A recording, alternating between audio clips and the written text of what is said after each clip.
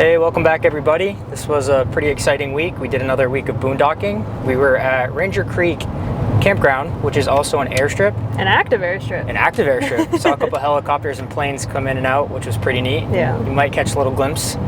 But yeah, stay tuned to see what we did.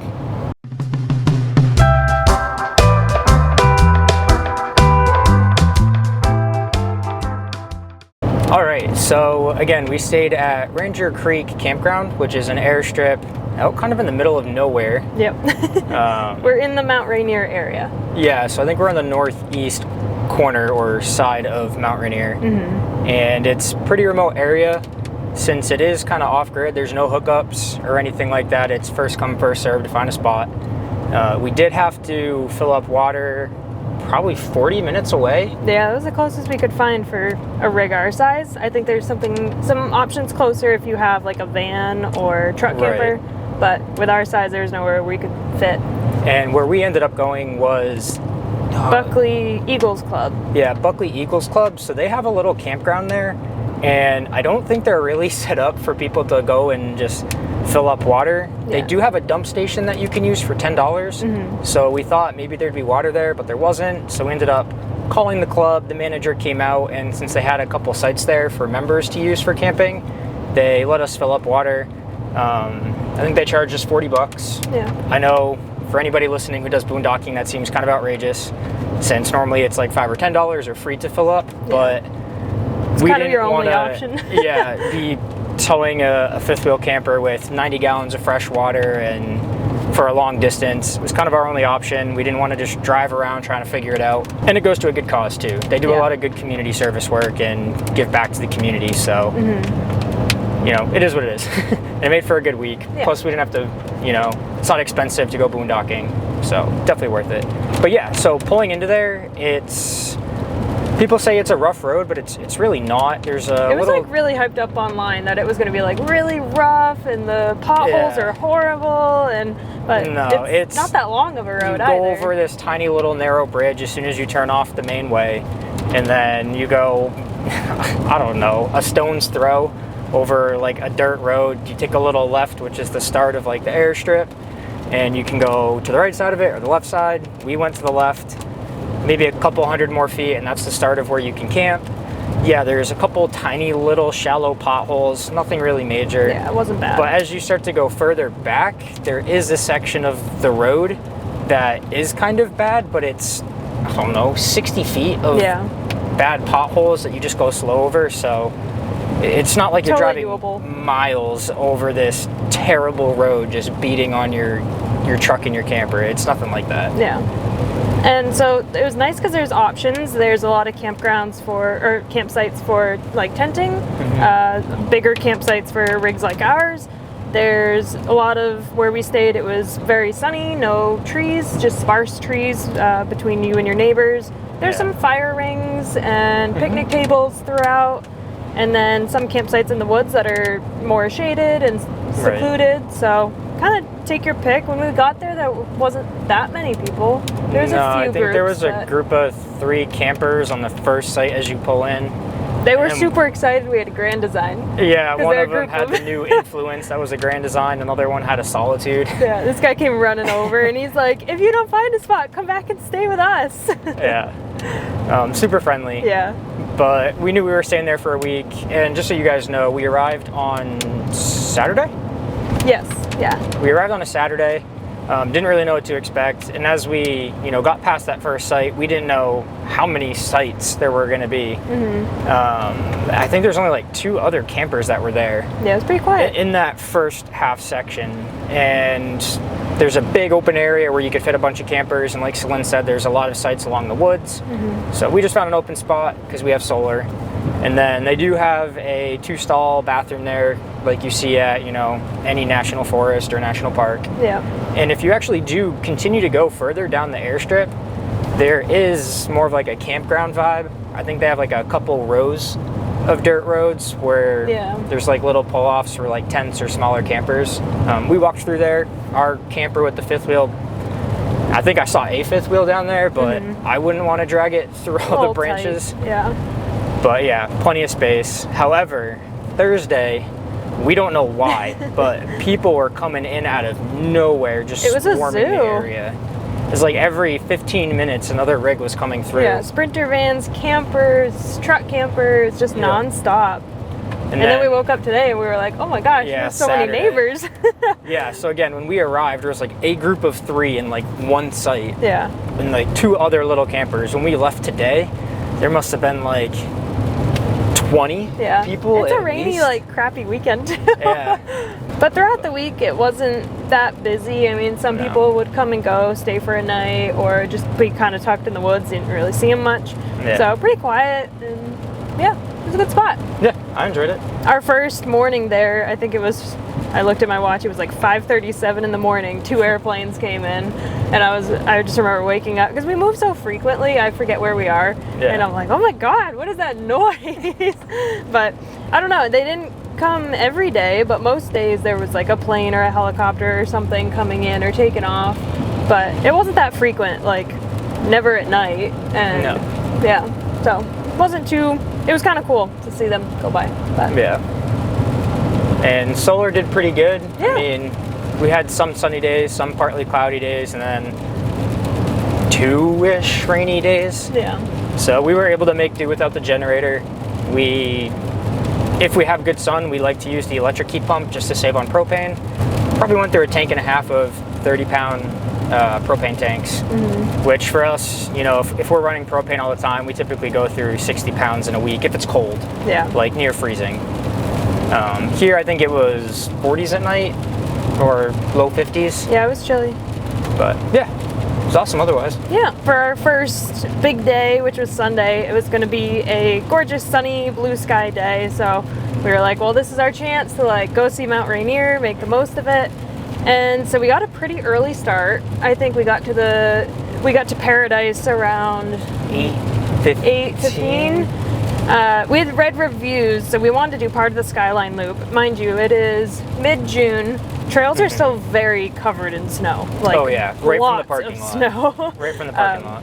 So we were prepared for that. We had spikes, we had snowshoes.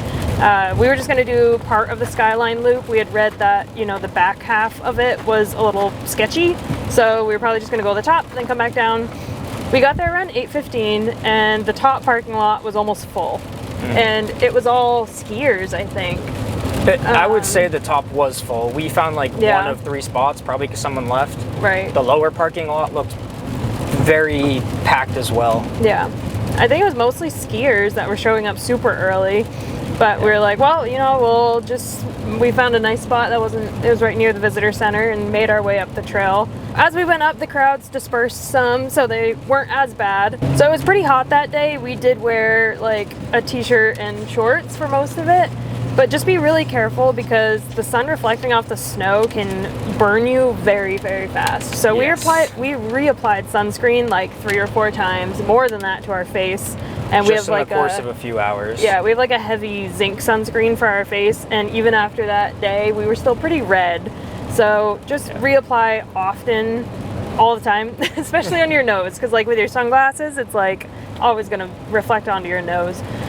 And it was a really pretty trail. We saw marmots, which is fun. They were everywhere. I was Like we surprised. saw a lot of them. They were really cool. We made it to Panorama Point, which is kind of the top of that hike, and just enjoyed the views up there. There was a lot less people that far up. And then on the way down, it was a zoo. It was. Yes, it was a madhouse. I'm not gonna lie. I mean, I told Brad, like, besides the Grand Canyon, I don't think I've ever been to a national park where you see so many people showing up totally unprepared. Yes. Like, getting in way over their heads. Like, we're Just talking about, like, So we were coming down with spikes on, and you know, it was like early afternoon, so the sun was out, snow's getting a little slushy, so we're like, you know what, let's put the snowshoes on, just Yeah, so we're not easier slipping and walking. sliding, and we can, you know, get down quicker. And I would say 90% of the people were looking at us like we're complete foreign, like we're alien, like not even from this planet. we Like, saw 2 other people with snowshoes, and it was a son and a father. yeah, it's like nobody knew what No snowshoes one were. else had but them. everybody was in like tennis shoes or like running shoes, trying to go Like on Converse. this hard-packed snow, and they're all slipping and sliding, hanging onto each other. I felt bad because we're just cruising by in snowshoes. Yeah, but it was a disaster. So just so you know, like June, there is snow up there, a lot of snow. Right. So like, be prepared for that. And does the visitor center? Did you mention that they rent? I think the spikes? visitor center rents spikes because there was a lot of people there that they. I mean this in the least judgmental way possible. They didn't have enough other gear to tell me that they would own spikes. Right. Like they were, you know, when you're not, in like they were designer holding like clothing and like. They were holding like a Dasani water bottle, but no backpack, but they have spikes on. So you can kind of tell by that, like they didn't come prepared with those spikes. They very likely rented them. Right. So I think almost everyone we saw was probably wearing rented spikes. I don't think anyone brought their own. So we'll look into it. And again, we don't mean this in any judgmental way. So if you guys want to go see those sites, but you're not avid outdoors people, just realize that there are different traction sets of gear that you can buy. They're relatively cheap. You can probably get them on Amazon. They're so worth it. They just snap right onto your shoe. It's like rubber. It goes right around. It gives you way better traction. Not the coils, not like yak track. Yeah, those aren't going to do much. Point. So like they're like tiny little spikes. Yeah. They're called usually micro spikes or mini spikes. Right. Those are going to help you a ton. So those will help a bunch. And again, see if the visitor center does rent anything. And if you are somebody who is an outdoors person, bring your spikes, bring your snowshoes just in case. Once you get to the parking lot and look up, you can get a pretty good sense of what the conditions might be. And we ended up using our snowshoes on the way down. On the way up, we didn't. Spikes were fine because it was early enough. The ground was still hard packed.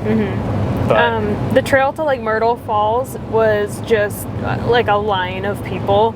And everyone was slipping and sliding, and like on one side of the trail it's got like a steeper drop off, so like it was just kind of sketchy watching everyone like slipping, falling, trying to stay away from the edge. So it just, if you're gonna do even small trails like that, just be prepared and bring good footwear for it.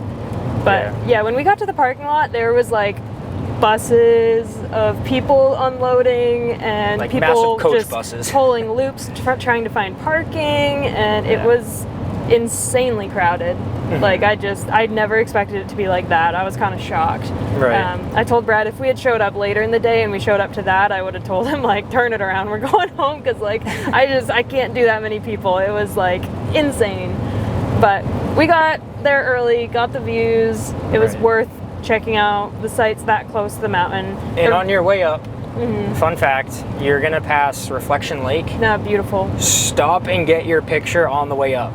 Don't say I'll get it on the way back, because on our way up, CeLynn was worried about parking, and she's like, oh, I'll come get the photo later. But I was like, there's not a single person here in this parking lot right now. The water is perfectly calm like glass. Beautiful reflection. So we stopped and got the photos, and then on the way down, there wasn't a single parking spot left.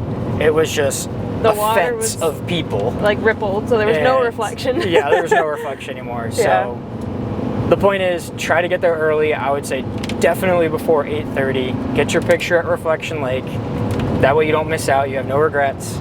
You'll find parking up top, and you'll be able to enjoy it a lot better. Total random side note, but where we're staying, make sure you fill up on gas, especially if you're planning to camp around this area, because there's nothing. You have to go towards Paradise, but then even beyond it to find a gas station. I think it's like 35 minutes away. Yeah, and this way that we're leaving now, we're heading north out of here. It's still we're like heading west. West? Yeah, straight to Seattle. Yeah, so it's still like however, half hour or more before we're going to see a gas station. So just make sure you fill up before you come into the park area, because it is very remote and there's not many options. And same with like groceries and whatever else you need for your stay. Yeah. And if you do like to do off-grid camping at all, and you have a diesel vehicle, always bring one of those blue jugs of DEF fluid with you. Yeah. We've had one since we left our house in October, exactly for a case like this where we were starting to run low, hoping we could find another truck station that has DEF, but just the places that we go, it's so remote. It's just not common to find them. And I'm glad we had a jug in the back, because it said we had like 50 more miles to go. Yeah. Or like 100 miles. Made it out. I think it's pronounced Tispoo Lake. It's a really popular place that's on the southeastern or eastern side of Rainier. Unfortunately, in June, the roads to all the more like prominent, well-known views like Fremont Lookout Tower or What's the other one? There's another one. There's some really popular hikes around Mount Rainier where you can drive up these Forest Service roads and get pretty close to like the base of the mountain. A lot of those are closed right now, and I don't think they'll open until like July 4th weekend. So our options were kind of limited with what we could do, but we obviously have snowshoes and spikes, and we were like, well, we're just gonna go see some of these views and make the most of it. So we went to Tispoo Lake. And again, it was kind of like slushy snow, but lots of snow. The lake was partially uncovered, so we could see some of it. And Rainier had some clouds in the background, but we could still see it, so that was cool. But plenty of parking there. The lots aren't that big, so I'm sure peak season it's harder to find a spot. That was a nice little trip. We just kind of snowshoed around most of the lake, but then we came across like this river where it was like some sketchy snow bridges, so we turned around and went back around the other way. But it's a nice little stop if you're driving up that way.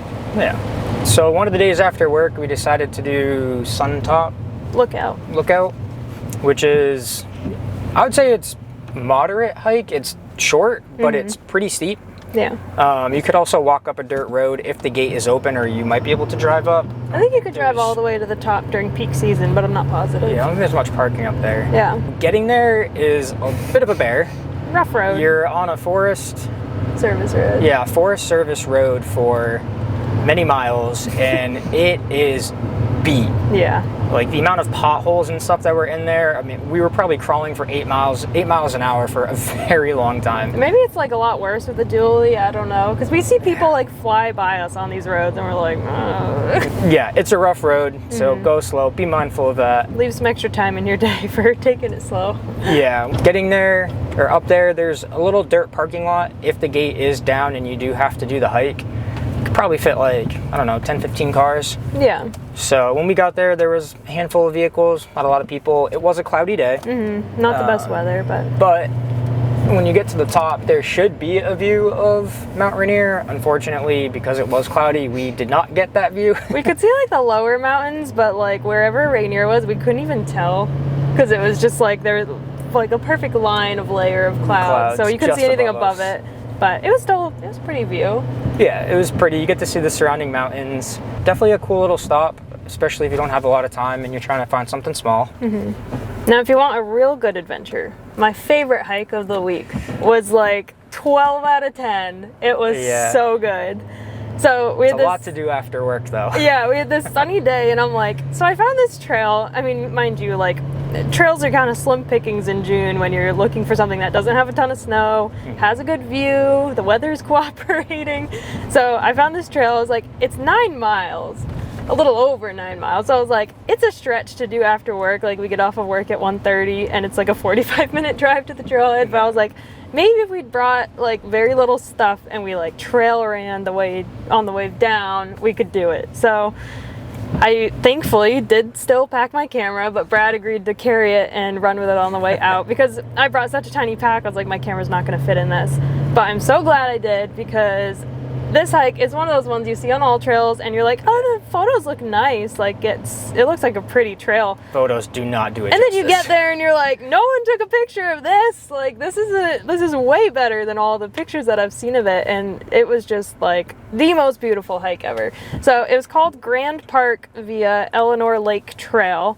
So it takes the same road as the Suntop Lookout. Yeah. But then you continue the other way and it just there's like, some spots in the road are really rough. There's a landslide that happens, so you kind of have to go around that. Your vehicle goes like yeah, so that was a little sketchy, but it's, potholey, rough. Just expect, like, once you turn onto the Forest Service road, expect about another half an hour to get there. And so it was slow going, but we got, the whole time Brad's like, where are you taking me? And then we're supposed to hike 9 miles after this. But we get there, and it's pretty small for parking. 5 vehicles? Yeah, so it's tight. So I would go... We got the last spot. On a weekday, or go real early or later in the afternoon. Yeah. Because we were going, I think it was Tuesday evening. Everyone was on their way out, so we were the last ones to be going up. But there was just three cars there. There was 4. Maybe 4. So pretty tight on parking. We had read reviews that there was a bear in the area. Thankfully, we never ran into it. think we smelled it. Yeah, I've heard that bears smell really bad, and there was like this stench in one area of the trail where I was like, that's something else. I've never smelled anything like that. I don't know what that is. Yeah. But basically it starts like gradual through the woods. It's not that much gain in comparison to how many miles it is. I think it was 1,500 feet of gain. I think so. So you start in the woods and then you make your way to Eleanor Lake, which is a really nice surprise because that was beautiful. It was gorgeous. Yeah. I think you can camp there. And so really colorful, beautiful lake. And then we stopped there for a little bit, saw some Canadian jays, which was cool because we have those back in the Whites in New Hampshire. So it's a little reminder of home. Yeah. And they're also called camp robbers. So if you're eating something like, I mean, just stopping at the lake, I think 3 or 4 came flocking over and were like, hey, you got food. So please don't feed the wildlife. But they're very cute and will come right to you. Yeah. And so then we continued through the woods, and then there's one meadow that you pop out in, and it's got a little pond in it, but it's really pretty. And then you keep going, and then you get to the second meadow. And the second meadow, well, I should back up a little bit. There's some snow patches, but they're pretty small. Yeah, at this point. I mean, we didn't 20 need spikes, feet across snowshoes, anything like that. Yeah, it was very minimal, so totally doable this time of year. And then you get to the second meadow, and you're like, oh my gosh. And right now, that must have been like 1.5 miles or 2 miles long. Yeah, it was a huge meadow. At the top. Yeah, and everything was flowering, so it was like just a sea of these little yellow flowers. And then the clouds were kind of clearing, and you just see like Mount Rainier with all these other mountains around it, and just the most incredible view that we got all week. It was top notch. Would highly recommend doing it. I mean, I know 9 miles sounds like a lot, but like if you took the day to do it, it's so doable. Yeah, it's not a lot of elevation gain, so it's a lot of walking. Yeah, pretty much. I don't know. It's one of those. It's kind of like a cross between a hike and a walk. But if you took your time, I'm sure you could do it. Yeah. And so then once you get to the end of these meadows, which we spent so much time just like taking photos and videos of these meadows, because like this is the most beautiful thing ever. And the further you go, the prettier it gets. Yeah. And then you end at the second meadow and you hit the tree line, and you do not want to miss this. You go right and follow that, and you will pop out at this wash basically below Mount Rainier with the most incredible view. And I think it's like equally as beautiful as the meadows. Yeah. And it's not that much further. I think it's another half mile. Yeah. And it does kind of have some gain there, but it's well worth it. So if you go, definitely work that into the plans. And then, yeah, we like jogged the whole way out. Well, we got back to the second meadow and we started running, and I'm like behind Brad because he runs faster than me. But I also had my head down this time because I've been having a problem with my right foot. Yeah. Right under the ball of my foot, it gets super sore when I impact on anything, and I've been trying a few things, talking with my doctor. So I had my head down, really watching my foot placement. So I'm like looking up and down as I'm running because I'm just clumsy. So I'm only looking down just so I don't fall. And I look up and I see this big brown thing, and it's running at us. And in my mind, I'm like, oh my God, like we read the reviews about the bear. This bear, it's like a grizzly and it's running at, like I was panicking. So I just screamed, I'm like, Brad! And then he looked up and it was an elk that was on the far side of this field, and I don't know what was going through its head, but it was running at us when we looked up, and then it stopped, and then it ran like backwards, and then it ran to like to the sideways. Left or right, and then it was like prancing. Yeah, and then it ran back this way, and then it ran back this way. It was like, I don't know, it looked like so confused and it didn't know where it was going. I wish we got a video of it. I know. We couldn't get our phone out in time. Yeah, I put my phone away so we could jog quicker and not have to hold on to something. But I was trying to get it out, and I got like the last half second of it like behind Brad's head, like phew. But we thought it was weird because we normally always see elk as a big group. In herds, yeah. We usually don't see just one off on their own. Yeah. So we didn't know if that was normal or like what was going on, but we were kind of looking around hoping to see more. Yeah, and I know like the males can be more aggressive, but this one I don't think it had antlers, so that made me feel a little bit better. But I was just kind of spooked out that it was running at us at first. I was like, that's not like a normal reaction. I think it had its head down too, just like me, because when I looked up and made eye contact with it, and I stopped, it stopped. Yeah. And it turned around. Yeah, I don't know who it scared more, but anyways. So that was our one like wildlife interaction. Didn't see the bear, and then luckily. Yeah, and then made our way out, just jogged basically the whole way down, and yeah. But yeah, that was our whole week. I mean, we'd love to return to the area sometime in like mid to late summer, because I think that's ideally when you should be visiting Rainier, because there's just so much more access to things and trails. And I would love to come back and do like the Wonderland Trail. That would be incredible. That one just like circumnavigates the whole mountain. And now we are off to northern Washington, well, for a couple weeks just outside of Seattle. So we're gonna try to explore the enchantments, the Cascades, and Mount Baker Wilderness area. So thanks for tuning in, and check us out in a couple weeks to see our upcoming adventures. Thanks guys, catch you later.